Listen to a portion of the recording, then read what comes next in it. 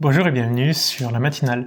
Dans cet exercice, on va faire un exercice de dénombrement à partir d'une grille de loto. Alors, dans une grille de loto, ce qu'il nous faut, c'est sélectionner 4 numéros et 2 lettres. Donc là, on a 40 numéros ici, qui sont ici, et puis les lettres, on a A, B, C, D qui sont possibles. Et on va se demander dans la première question, combien au total de grilles différentes est-ce qu'on peut faire? Lorsqu'on fait du dénombrement comme ça, une question à se poser, c'est est-ce qu'on fait des arrangements ou est-ce qu'on fait des combinaisons? Autrement dit, est-ce que l'ordre de sélection des éléments il est important ou pas? Ici, a priori, c'est pas très important parce que qu'on sélectionne le 5 puis le 9 ou le 9 puis le 5, au final, on a les deux. Quand on va regarder est-ce qu'on a les bons numéros, on s'en fout d'avoir le 5 et le 9 ou le 9 et le 5. On a les deux, on a les deux. Donc ici, on peut dire sur une copie, l'ordre n'est pas important. Et lorsque l'ordre n'est pas important, le type de dénombrement qu'on va faire, ça va être des combinaisons. Les combinaisons, c'est ce qu'on a dans la grosse parenthèse. Donc ici, on va faire quel type de combinaison? Quoi parmi quoi? En fait, il faut qu'on sélectionne 4 numéros, donc on va sélectionner 4 numéros parmi les 40, donc on aura 4 parmi 40. Ça nous sélectionne les numéros. Mais par contre, il nous faut aussi des lettres. Pour les lettres, il nous faut 2 lettres sur les 4. Là encore, l'ordre n'est pas important. Si on a A et C ou C et A, c'est exactement la même chose. Donc ici, pour les lettres, on va faire du 2 parmi 4. Maintenant, la question c'est, entre ces deux choses, est-ce qu'on met un plus ou est-ce qu'on met un fois? En fait, il faut s'imaginer que c'est comme un arbre de probabilité. Tant qu'on n'a pas fini le jeu, on continue de multiplier. Sur un arbre de proba, toutes les branches qu'on traverse, on les multiplie toutes. Et on met un plus uniquement quand on revient au début, prendre un nouveau chemin.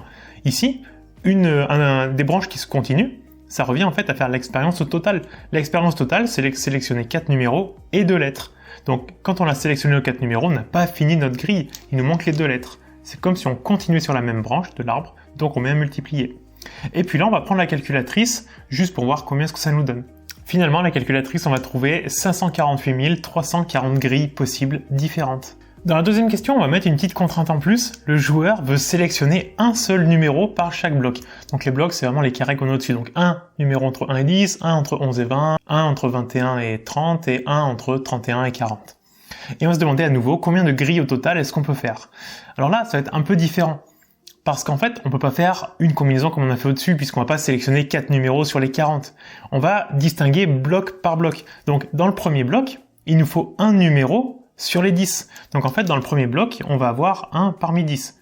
On fait à nouveau des combinaisons, puisque l'ordre est pas important. Ici, de toute façon, lorsqu'on sélectionne un élément, que l'ordre compte ou pas, il y en a qu'un, donc il n'y a pas d'ordre finalement, donc on s'en fout. On a 1 parmi 10.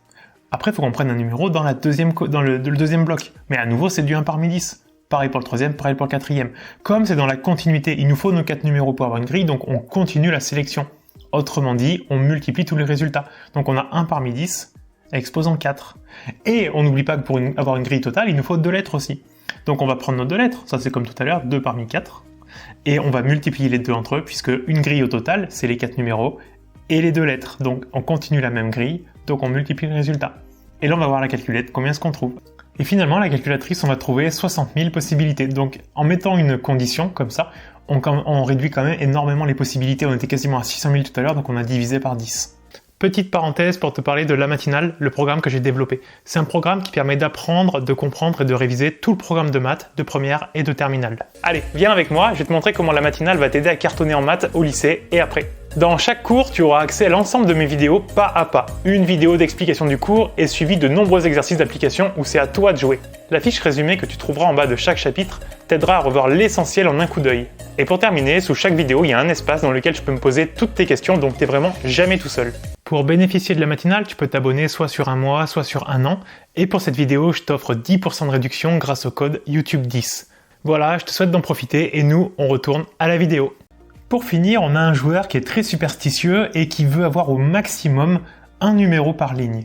Donc des lignes, on en a 5, sauf que nous, on veut sélectionner que 4 numéros.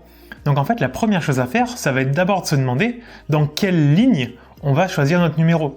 Une fois qu'on aura choisi dans quelle ligne on met le numéro, ensuite on va regarder les nombres de possibilités qu'on a par ligne d'avoir ce numéro-là.